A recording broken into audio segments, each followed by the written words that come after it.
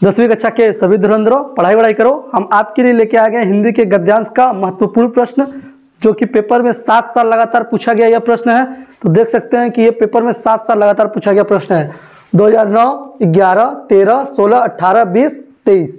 तो देखिए यहाँ पर एक एक साल का गैप किया गया है, 24 में नहीं पूछा है, मतलब ये 25 में कंफर्म पूछेगा। किस में पूछेगा?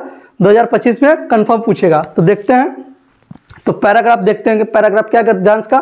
विश्वास पात्र मित्र जीवन की एक औसत है। हमें अपने मित्रों से यह आशाएं रखनी चाहिए कि वो उत्तम संकल्पों में हमें दृढ़ करें और दोषों और त्रुटियों से बचाएंगे।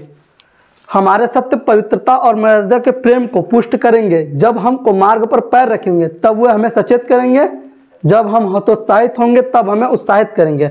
सारांश यह है कि वह हमें उत्तमतापूर्वक जीवन निर्वाह करने में हर तरह से सहायता देंगे।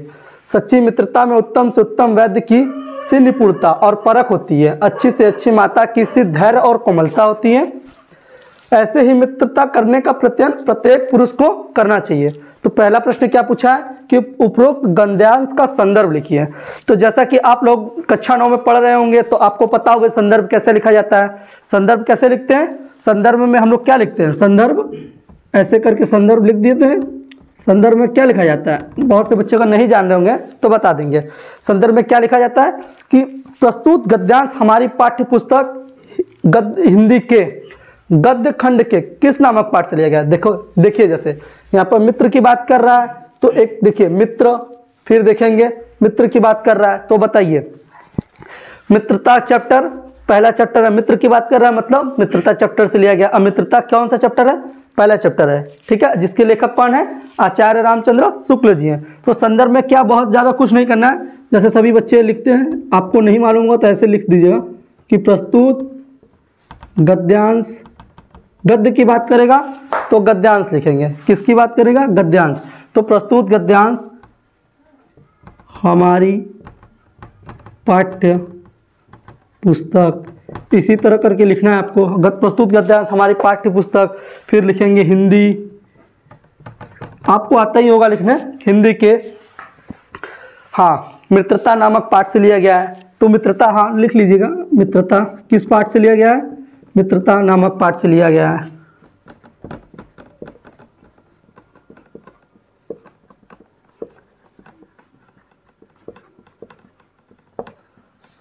अब पूछ देगा कि इसके लेखक, पहला चैप्टर, तो चैप्टर के लेखक मित्रता नामक, इनके लेखक कौन है?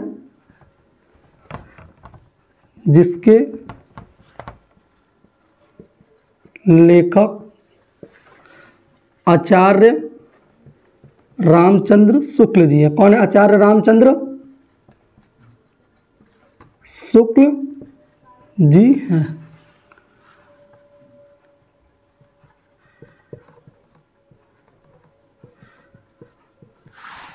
आचार्य रामचंद्र शुक्ल जी है। अब व्याख्या की बात कर रहा है तो व्याख्या में ज़्यादा कुछ नहीं करना है। व्याख्या की देखिए, जैसे व्याख्या में क्या होता है कि बहुत से बच्चे लिख देते हैं कि कवि कहता है। अरे कवि नहीं कहते हैं, गद्यांश की बात करेगा तो लेखक कहते हैं, यदि पद्यांश की बात हो तो उसमें कवि कहते हैं, ठीक है। इस बात को याद कर नोट रखिएगा कि गद्यांश में लेखक कहते हैं और पद्यांश में कवि कहते हैं। तो व्याख्या में क्या लिखेंगे? लेखक कहता है या आचार्य रामचंद्र शुक्ल जी कहते हैं, ठीक है। तो गद्यांश में क्या लिखना? व्याख्या में या तो आप लेखक लिख सकते हैं या आचार्य रामचंद्र शुक्ल जी कहते हैं। तो हम लिख देते हैं कि आचार्य रामचंद्र शुक्ल जी कहते हैं। अब क्या कहते हैं? देखिए आचार्य रामचंद्र शुक्ल जी क्या कहते हैं? विश्वास पात्र मित्र जीवन की एक औसत है। मतलब वो क्या कह रहे हैं कि एक जो विश्वास पात्र मित्र है वो किसके समान होता है? दवा के समान होता है। किसके समान होता है? दवा के समान। अब जैसे दवा का काम क्या है कि जो रोगों से पीड़ित जो व्यक्ति होते हैं, एक अच्छी दवा लेने से जिस प्रकार उनका रोग दूर होता है, उसी प्रकार एक अच्छा मित्र हमारे जीवन में आता है तो क्या करता है? हमारे हाव भाव को देखकर हमारे अंदर के बुरे कामों को क्या करता है? बताता है। हमको एक बुरी संगति से निकालकर एक अच्छे काम पर चलने के लिए क्या करता है? प्रेरित करता है। तो यही सब बातें हैं। देखिए जैसे यहाँ हम अपने मित्र से यह आशाएं रखनी चाहिए, जैसा कि आपको बताएं कि क्या आशाएं रखनी चाहिए कि हमको क्या करना चाहिए, एक अच्छे मार्ग पर चलने के लिए वो प्रेरित करे। उत्तम संकल्प दृढ़, देखो दोष और त्रुटियों से, जैसे किसी के अंदर गुण, क्या दोष है, क्या कमियां, उससे क्या करे, हमें बचाएं। हमारे सत्य, पवित्रता और मर्यादा के प्रेम को पुष्ट करे। यही सभी बातें हैं जो आपको लिखनी है इसमें। और कुछ कुछ बातें हैं जो आपको ऐड कर देनी है, ज़्यादा कुछ नहीं करना है। व्याख्या में आप इतना ही लिखेंगे। देखिए ये 2 नंबर का पूछा जाता है, तो 2 नंबर बहुत है इतने। फिर देखिए 2 नंबर व्याख्या का पूछेगा, 1 नंबर इस प्रश्न का और 1 नंबर इसका। तो देखिए 2 नंबर का ये हो गया, 2 नंबर का आपका ये अंडरलाइन जो पैराग्राफ है, इतना लिखने के बाद यदि पैराग्राफ भी लिख देते हैं तो भी काफ़ी है। अब देखते हैं व्यक्ति को अपने मित्र से क्या उम्मीद करनी चाहिए। तो देखिए जैसा कि इसका आंसर जो आपको पैराग्राफ में ही मिलेगा, क्या मिलेगा, व्यक्ति को अपने मित्र से क्या उम्मीद करनी चाहिए। तो देखिए यहाँ पे हमें अपने मित्रों से यह आशाएं रखनी चाहिए, क्या, कि वे उत्तम संकल्पों में हमें दृढ़ करें, दोषों और त्रुटियों से बचाएं। मतलब इसका कहना क्या है कि हमें हमारे अंदर की कमियों को बताएं और हमें क्या करें, हमें अपने मन को प्रेरित करके हमें अच्छे रास्ते पर चलने के लिए क्या करें, प्रेरित करें। तो इसका आंसर यहीं पे मिल गया।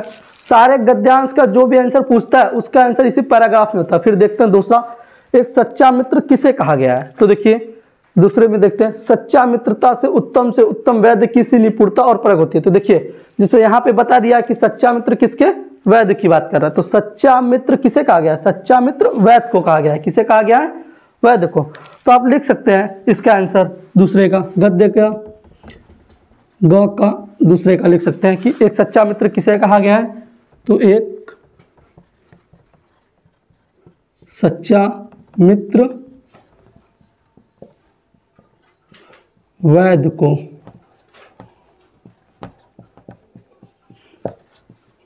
कहा गया। किसे कहा गया, वैद्य को। देखिए यहाँ पे बोला है कि सच्चा मित्रता में उत्तम से उत्तम वैद्य की निपुणता।